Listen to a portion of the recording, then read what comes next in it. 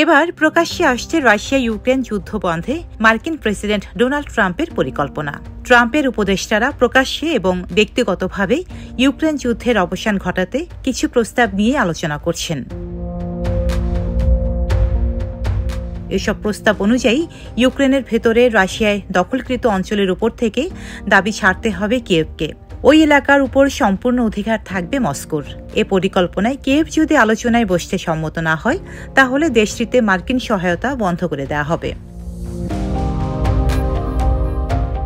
অন্যদিকে রুশ president Vladimir Putin আলোচনায় না বসতে চাইলে কিয়েভের সহায়তা বাড়ানো হবে বলেও জানান উপদেষ্টারা।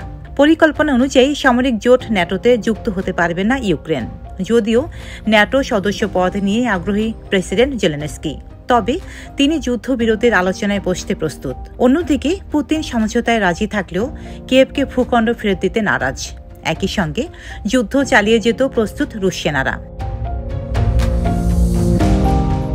এর আগে ট্রাম্প তার নির্বাচনী প্রচারণার সময় বারবার প্রতিশ্রুতি দিয়েছিলেন 20 জানুয়ারি অভিষেকের 24 ঘণ্টার মধ্যে প্রায় 3 বছরের পুরনো সংঘাতের অবসান ঘটাবেন তিনি। তবে কিভাবে কাজটি করবেন সে বিষয়ে তিনি কিছুই জানাননি। ট্রাম্প এমন একটি প্রতিশ্রুতি পূরণ করতে পারবেন কিনা তা নিয়ে সংশয় প্রকাশ করেছেন বিশ্লেষক এবং প্রাক্তন জাতীয় নিরাপত্তা কর্মকর্তারা। ডেস্ক রিপোর্ট, সাম্প্রতিক দেশকাল।